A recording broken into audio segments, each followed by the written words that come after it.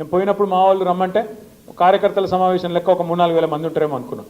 కానీ అక్కడ పోయి చూస్తే 25-30 వేల మంది కొడంగల్ నియోజకవర్గంలోనే కదం దొక్కి మళ్ళా కాంగ్రెస్ పార్టీని మొలకెత్తకుండా తొక్కి పెడతాం, రేవంత్ రెడ్డిని కూడా తరిమి కొడతామనే విధంగా అక్కడ మా లంబాడ సోదరులు అదేవిధంగా కొడంగల్ సోదరులు ముందుకొచ్చి ప్రతిజ్ఞ తీసుకున్నారు.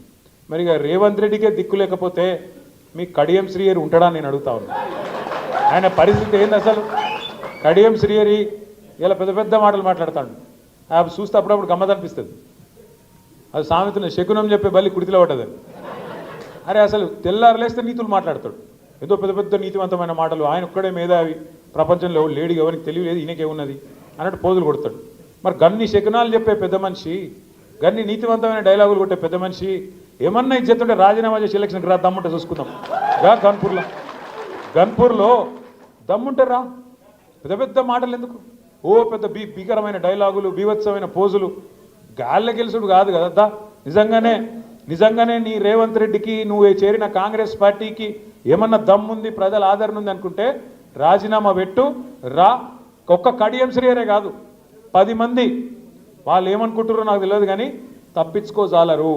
సుప్రీంకోర్టులో కొట్లాడుతున్నాం, తప్పకుండా న్యాయం జరుగుతుంది. 10 ఎలక్షన్లు కూడా ఉప ఎన్నికలు వస్తాయి, బరాబర్ గిరిగీసి కొట్లాడాలి, వీళ్ళ సంగతి ఏందో చూపెట్టాలి. దయచేసి నేను మిమ్మల్ని కోరేది ఒకటే, ప్రజలకు కూడా ఇప్పుడిప్పుడే అర్థమవుతున్నది, మోసపోయినామని అర్థమైంది. మనకు ఓటైన వాళ్ళు కూడా ఇప్పుడు బాధపడతాను. ఇక బయటికి చెప్పుకోలేరు ఇమ్మీడియట్గా, కానీ కొద్దిగా టైం పడుతుంది, కానీ బాధపడతాను. కానీ ఇది మంచిదే, మనకు ఇది ఖచ్చితంగా మన మంచికే.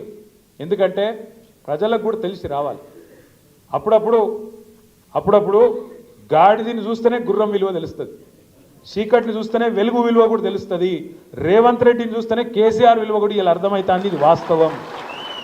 కేసీఆర్ ఉన్నప్పుడు మంచిగా బ్రహ్మాండంగా పడుతుండే, టంగు టింగు అనుకుంటా మంచిగా రైతు బంధు పడుతుండే.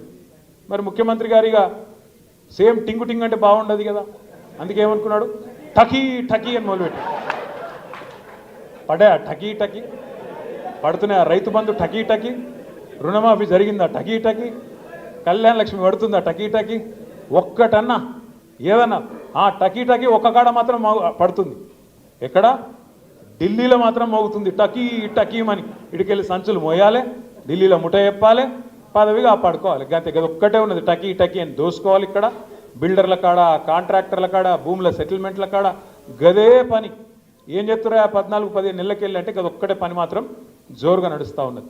ఒక్క మాట దయచేసి ఇక్కడికి వచ్చిన మా తమ్ముళ్ళు ఆలోచించాలి, ముఖ్యంగా చదువుకున్న